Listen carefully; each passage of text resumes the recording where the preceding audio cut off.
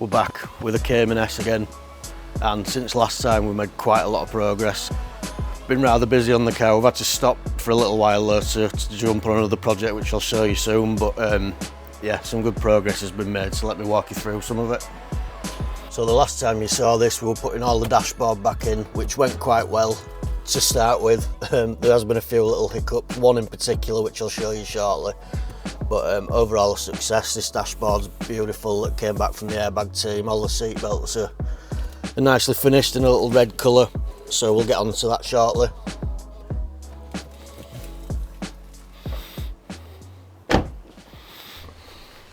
Now I get asked quite a bit about my methods painting, how I get such a good finish, and believe me, it's never perfect, but it's what can you do when you're not in a spray booth and you haven't got the perfect climate controlled rooms. One of the biggest tips really is when you're painting, just make sure you set up properly, everything's clean, and like these door handles for example, so I've drilled holes into this piece of wood just to make sure that they don't move during painting.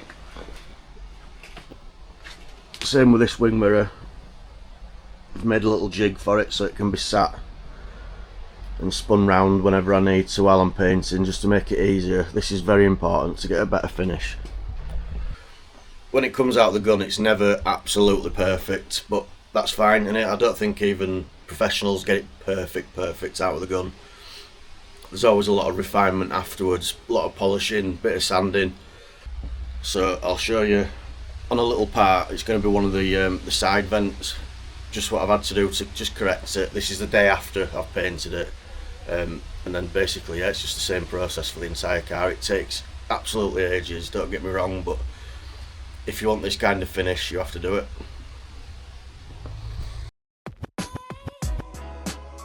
Now this is one of the side ducts for the air intakes. Basically I painted this 24 hours ago, and just after I'd finished painting it, it looked like it were getting a little couple of fish eyes. Basically fish eyes are where there's a little bit of contaminant on the panel itself and the paint kind of reacts and won't stick to it, and it causes like a little dimple crater. So the easiest way to correct this is while you've got some wet paint still, directly after you've painted it, before it dries, just to dab on with a little cocktail stick or something, some clear coat into these areas. This basically builds up the fisheye, and once it's dry then you can deal with it. So first of all, using the Kovacs block, this is just basically a small hard rubber block with some self-adhesive sandpaper on the back. This is 1500 grade and you get 2000 and 3000 grade. So basically what we're doing first of all is knocking down these high spots, these dabs that I put on where the fish eyes were. Once these are flat then you can work on the rest of the panel. Now you can see there at the top I immediately dented and chipped this panel. I've dropped something on it, so but that's no problem, we can fix that later on. Black's a very easy colour to deal with. So basically once these high spots have been knocked down, it's time to flatten the entire panel. Now what I'm using here is 1500 grade wet and dry paper, obviously wet, and we're basically looking for this. We're looking for the graininess of it to disappear. Now we want to be really careful at this point because you can rub through the edges and things, so you want to stay away from those. But once we've got it to this stage and we've got all the paint semi-flat, then basically we move up to a 2500 grade sandpaper, again wet. Just refine it slightly, just deal with the edges, and then it's time to give it a really good machine polish using some compound. Now this compound I'm using says it takes out scratches up to 1000 grade sandpaper. It's very good stuff. I'm not sure whether it'd take out 1000 grade scratches, but it certainly does with 2500. As you can see here, this is how it comes up when it's finished. And despite obviously the chip up in the top corner of it, which we'll sort out later, it's no problem. I'll do that probably at the end and sort out all the imperfections on the car, but it looks great.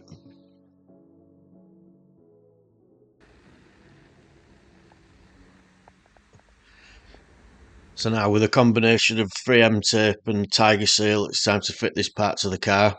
This is part of the GT3 kit and I think it really looks good.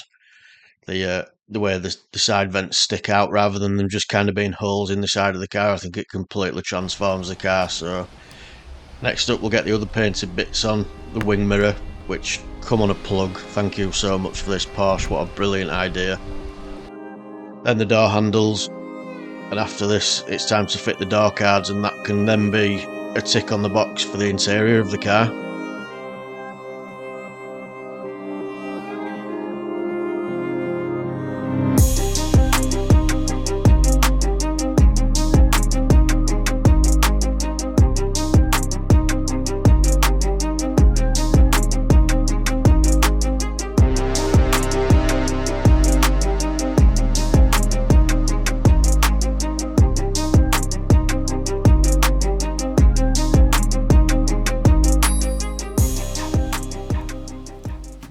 Now I've got a new bonnet for this. I didn't actually order the new bonnet to start with because one thing I needed was to put the front bumper on to see if this lip was actually bent, and it turns out it is. So I've been hunting for a new bonnet and I've actually found one from 9 Apart, a specialist Porsche breakers place. So it's black, but it's not the right black, so I will be actually painting that now.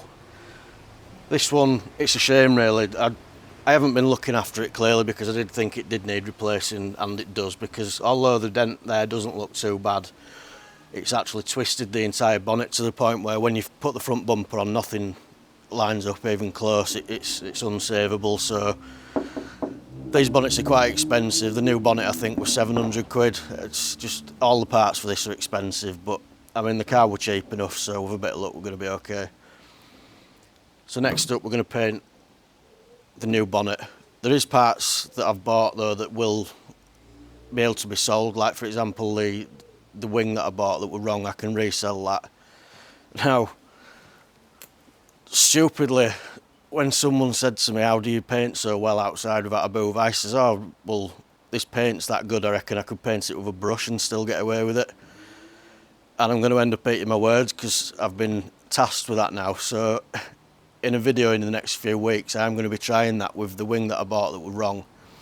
I'm going to see if we can actually use this paint with a brush and get a decent finish. I'm pretty confident we can, but if you want to see that, then now's a good time to hit that subscribe button and keep watching, because once this car's done I'm going to give that a go before selling that panel. Even if I have to sand it all back off and re-prime it to sell it, that's fine. But we'll get on with this now. Like I say, there's a few bits that can be sold. The backlights, I've got some nice new backlights that have arrived. We've got all the parts now I think that we need, so it's a case of now just getting everything built back up, getting it painted and fitting it to the car.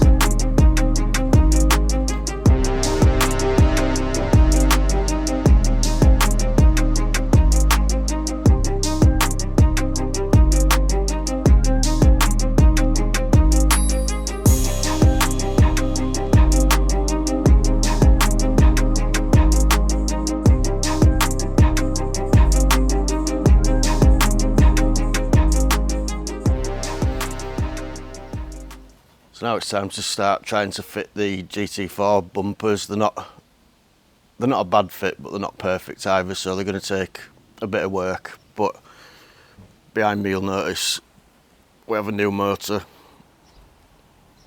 This one's not for me though, this one's for my girlfriend. She's been after something for quite a while, and looking down the like BMW X3 and Mercedes GLC route, saw this on Copart, bit of a bargain.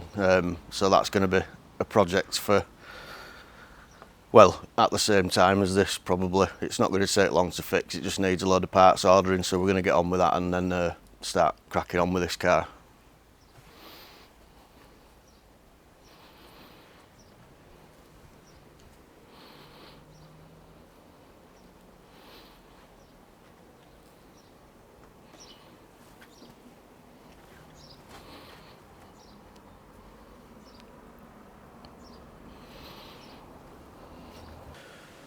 Right, we've got the painted wing on and I've actually started to flat this off a little bit. I've messed about with it off camera and just got it lined up with the bonnet, which did take a little bit of time, but it's all bolted up. Basically what you have to do when you take these off is take off under here, there's all the screen wash tank and motors and everything like that. So I wanted all that back on, so I've put the wing back on, put all this back under and lined everything up. But one thing I want to do now is get the car filled up with coolant. So I've got the second-hand radiator that I've bought, a brand new aircon condensing radiator and a new bracket, and basically under here where it ripped the bolt out of the chassis, that's been welded, and then I've used some of the proper Volkswagen underbody sealant stuff. Give it all a coat of black paint, just matte black, because the GT4 bumper, you can actually see through it. It's quite open at the front, so I thought if the car's black and you can see the original grey colour underneath, that's no good. So I've given it a black. Obviously it's going to be mesh, but I think you might still see through the bumper a little bit. So I want to get all this back on now. But the first thing I'm going to do, because the adjustment for the headlight bracket, and this is the headlight bracket, this is 260 quid from Porsche. I think the wing was 750 quid, something like that. So they know how to charge, but again, it's just Gen 2 tax. You cannot find these parts anywhere, so all these bits are brand new. The wing's brand new from Porsche. So I'm going to get this mounted up and make sure the headlight fits properly and lines up and everything. Once that's done, then I can start working on the radiators just to get the coolant back in it, because I don't want to have to readjust this headlight once the radiators are on, because it's going to be a nightmare to get to. So first things first, we'll get that headlight. The new headlights come from Porsche as well. We'll get that swapped over, because we've got the modules out of the old broken headlight to switch over into the new headlight. So we'll get that built up now, get this bracket mounted and make sure the light fits in the wing properly, and then start work on the radiators. So I just got back from Porsche and they've finally got hold of the new headlight for me. Quite expensive, but to be fair, all I could find was two that were in China, and they were 1200 quid. Now I know they're completely built up, but it cost just over 1,000 from Porsche for a brand new one, and I've got parts of the old headlight left. I don't know exactly how much it needs to be swapped over. I know it comes without the bulb and one of the modules, so we're going to take that old headlight apart now, see which bits we need to swap over, see if they are going to work or if I need to order some more parts. But I'm really hoping that the bulb's alright and the module's alright, because I think the bulb's 250 quid and the module's nearly 500, so with a bit of luck it'll be alright. Now this is me kind of just hoping that these parts have survived in this light, and to be quite honest, luckily the parts that I need are at the back of the headlight, the actual control module itself.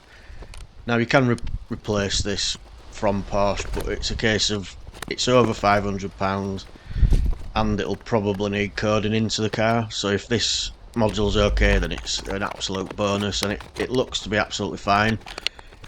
Obviously there's the HID light inside it as well, the bulb, which seems okay as well. It seems to have survived the impact, so it's just a case really of pulling out these parts, putting them all back into the brand new housing, which isn't too difficult. Obviously with these bulbs you need to be really careful. You don't want to touch them, because that your fingerprint alone can destroy them a little bit later on.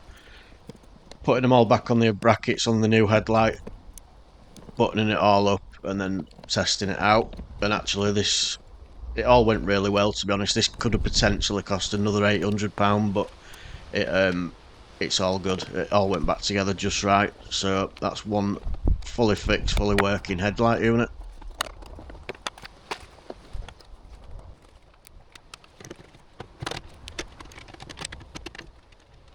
Now it's time to actually fit the headlight bracket, and this is something I've obviously never done before, and I quickly realised after trying it this way that the easiest way to do it is to mount the headlight to the bracket itself. Now this is Porsche's, it's a brilliant system basically. You end up with a key that goes through the wing and you can take the headlight out as one solid unit, and that's just so much easier for changing bulbs, for any maintenance, anything like that.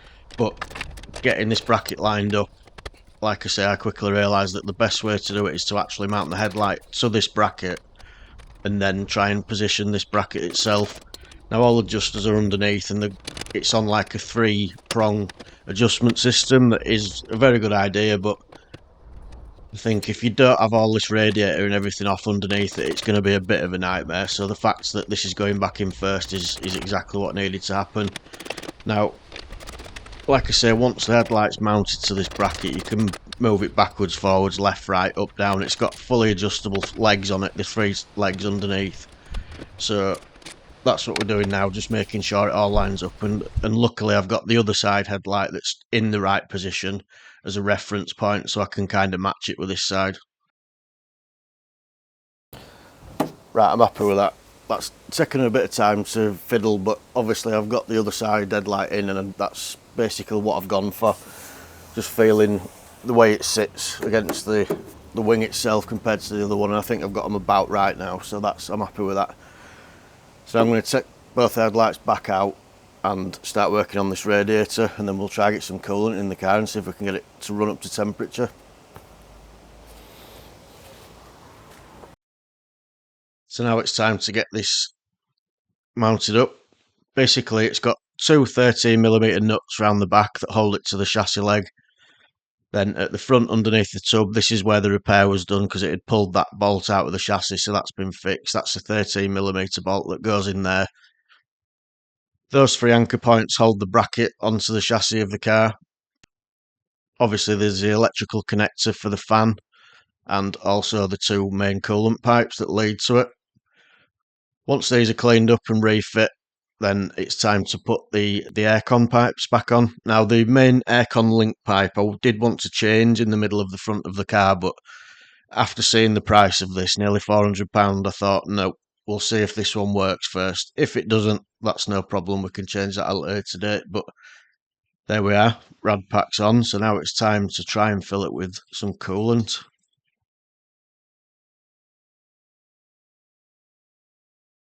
Right, it's time to try this GT4 kit out, and I've actually got the front and back bumpers sort of on. They do fit quite well actually. I knew there were going to be a bit of modification, but they're not too bad.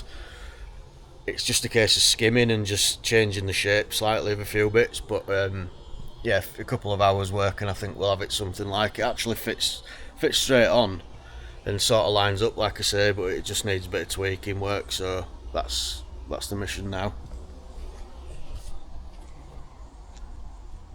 Now if we look at how this mounts, you can see there on the driver's side there's the gap between the rear quarter and the bumpers. It's not quite right. It actually lines up quite well, but the shape just kind of tapers out too much, so that's going to need adjusting. Again, here it fits, but I'm not 100% happy with it, so it does need a bit of skimming just to get that right. Same at the other side. In fact, this is a little bit worse if anything at this side. Just wants reshaping marginally. And this actually, the gap looks great, but it just doesn't quite push in enough, so we'll just have to do some shaving just to see if we can get it a little bit closer to the car, a little bit tighter. I think once that's done we should be almost ready to paint, to be honest.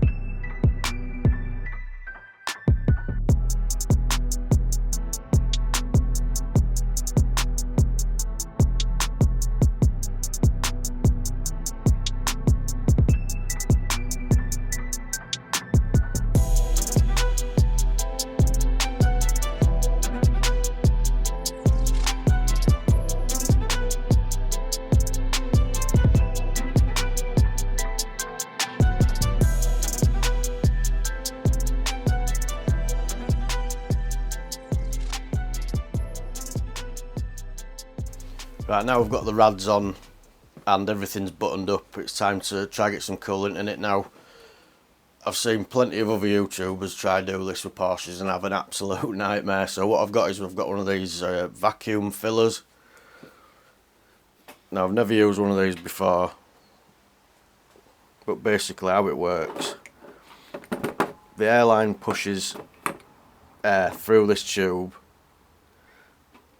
and when you open this valve, the fact that air's rushing past the end of it creates a vacuum inside the coolant system of the car. So once you get this gauge down to a nice healthy vacuum, then you lock it off and give it like 10-15 minutes, and that basically tests for leaks, rather than you just trying to fill the system up and having it all leak all over the floor and wasting all the coolant, because it's quite expensive.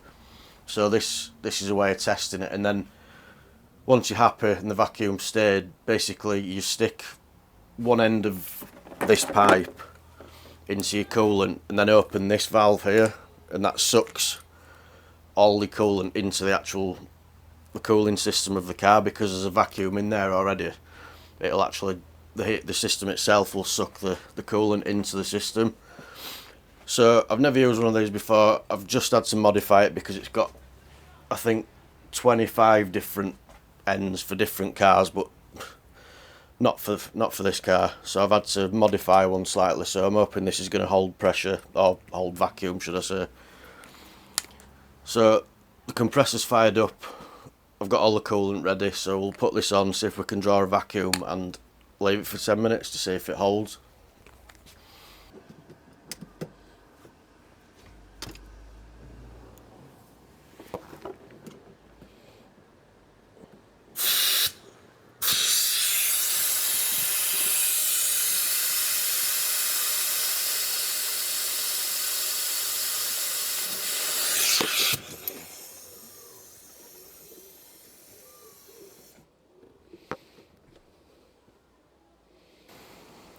Well, that didn't go well. It must still have a load of coolant in it. It pulled the vacuum and held it, but it, as you saw, as soon as you get to a certain pressure, it started to suck coolant out of the engine, so there must be a load of coolant in there somewhere.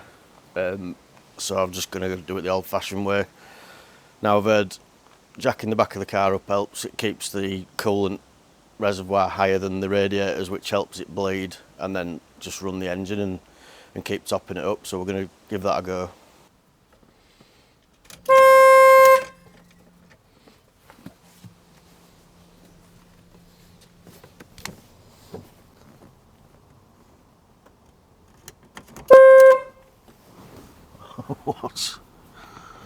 What the hell?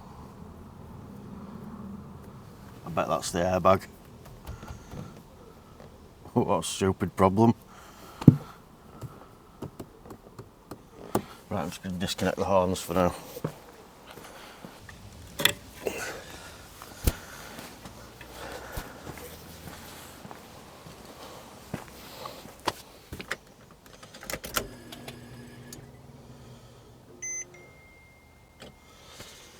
That's better.